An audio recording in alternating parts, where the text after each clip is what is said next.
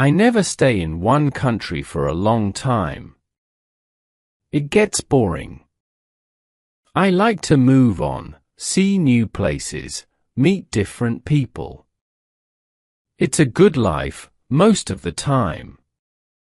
When I need money, I get a job. I can do most things: hotel and restaurant work, building work, picking fruit. I like to go south in the winter. Life is easier in the sun, and Northern Europe can get very cold in the winter. Last year, I was in Venice for October. I did some work in a hotel for 3 weeks, then I began slowly to move south. I always go by train when I can. I like trains. You can walk about on a train and you meet a lot of people. I left Venice and went on to Trieste. There, I got a cheap ticket for the slow train to Sofia in Bulgaria. The train left Trieste at 9 o'clock on a Thursday morning. There weren't many people on it at first, but at Zagreb, more people got on. 2 girls went along the corridor, past my carriage. They looked through the door, but they didn't come in. The train left Zagreb, and I looked out of the window for about 10 minutes. Then I went to sleep, too. When I opened my eyes again, the 2 girls were in the carriage. "Hi," they said. The taller girl said. She smiled. "And you're 23. Your name's Tom Walsh. You've got blue eyes. And your mum lives in Burnham on CUK. Right? How did you know all that?" I asked. The second girl laughed. She looked at your passport. "It's in your coat pocket." "Oh, right." My coat was on the seat next to me. I took my passport out of my pocket and put it back in my bag. "Who were you then?" I asked. They told me. Melanie and Carol from Los Angeles, USA. They liked Europe, they said. They knew a lot of places. Britain, Holland, Denmark, Germany, France, Spain, Italy, Bulgaria, Greece. "I'm going to Bulgaria now," I said, "for about a month. Then I'm going south for the winter, Cyprus, or perhaps North Africa." "Oh, yes," they said. "We love Bulgaria. Sofia's a great town." Wonderful. They were nice girls. They were older than me, perhaps 27 or 28. But I liked them. We talked and laughed for hours. I told them a lot of stories about my life. Some of the stories were true, some weren't. But the girls laughed and said I was a great guy. I asked them about Bulgaria because I didn't know the country. They knew Sofia well, they said. "Hey, Carol," Melanie said. "We're staying in Bela, Palanca for a day or 2. But let's go over to Sofia this weekend and meet Tom there. We can meet him on Saturday night at the Hotel Marmara." "Yeah, it's a good hotel," Carol told me. "Cheap, but good. What do you think, Tom?" "Great," I said. "Let's do that." The train was very slow.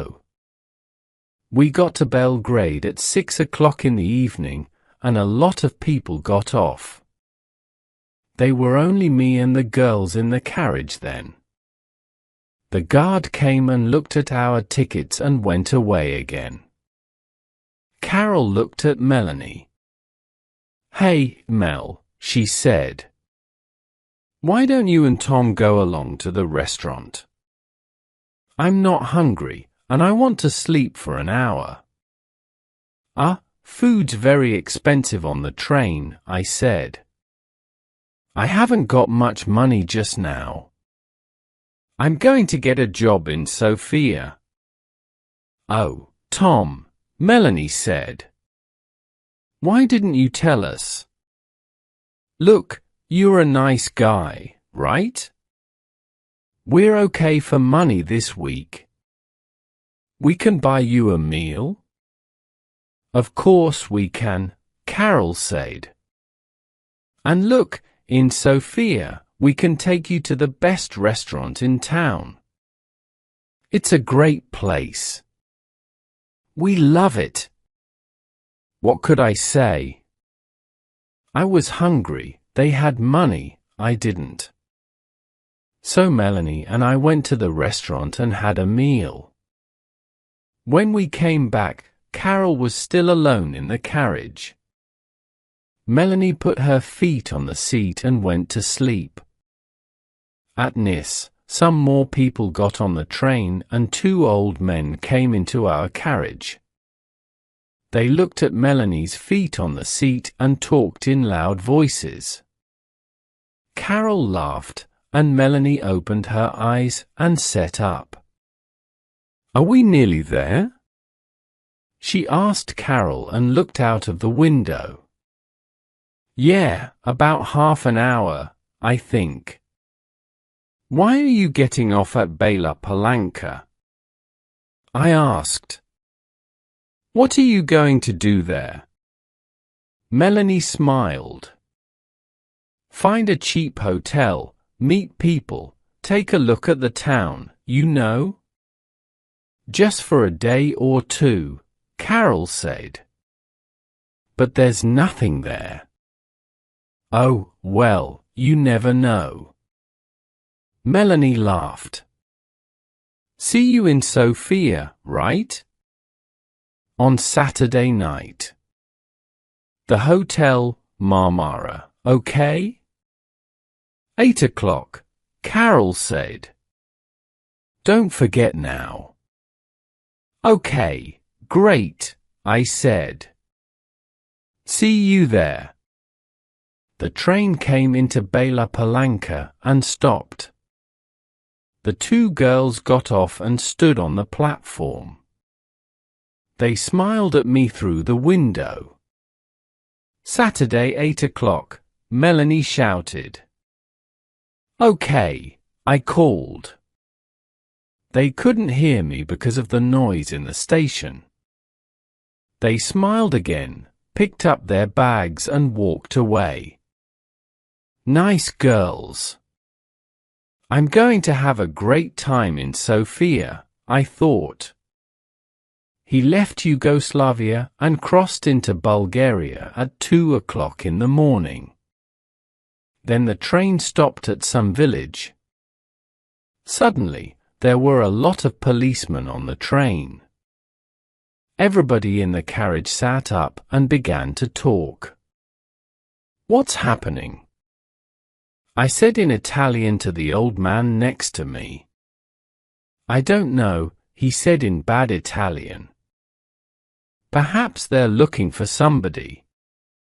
Look! The police are taking some people off the train." Then 2 policemen came into our carriage, a tall, thin one and a short, fat one. They looked everybody carefully. And then they looked at me again. "Come with us, please," the fat policeman said in English. "What? Me?" I said. "Why? What's the matter?" "And bring your bag with you," the tall policeman said. I began to ask a question, but policemen never like questions from young men with long hair. So I stayed quiet, picked up my bag and went with them. In the station building, there were a lot more policemen and some people from the train. They were all young people I saw. Some were afraid, some were bored. The police looked in everybody's bags and then the people went back to the train. My 2 policemen took me to a table. "Your passport, please," the fat policeman said, and opened your bag. They looked at my passport and I opened my bag. There was a young policewoman with red hair at the next table.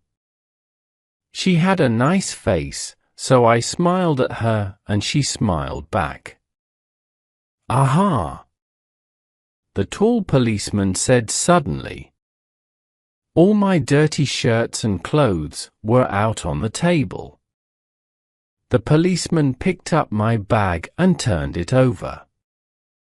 Onto the table, out of my bag, fell packet after packet of US American dollars. $50 notes in big packets. A lot of money. My mouth opened and stayed open. I couldn't find my voice. I was suddenly a very interesting person and a lot of police ran up to our table and stood behind me. 50,000, 100,000, 150,000. "There's $200,000 here," the tall policeman said. "What an interesting bag, Mr. Tom Walsh." I found my voice again quickly. "But it's not my bag," I shouted. There was a big, happy smile on that policeman's face. "Well," he said, "it's got your name on it. Look." So I looked. And of course there was my name. And yes, of course it was my bag. So how did $200,000 get into my bag? "You cannot bring US dollars into this country," the fat policeman said. "But I didn't bring them," I said quickly. "They're not my dollars. I never saw them before in my life and there was a lot of noise in the station.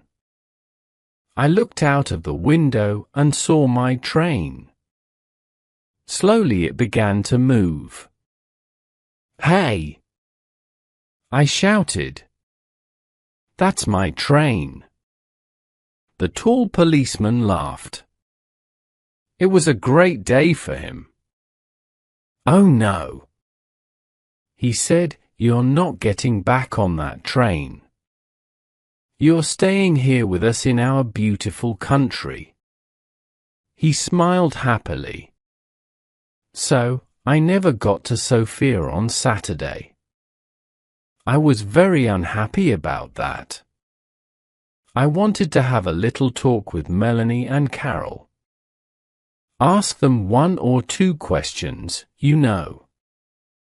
You're a nice guy, Tom. See you in Sofia, okay? Take you to the best restaurant in town. Yeah, great. And I never got down to Cyprus or North Africa that winter. Oh well, I live and learn.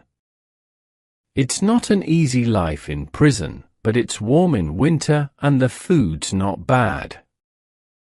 And I'm meeting some interesting people. There's a man from Georgia, USSR. Boris, his name is.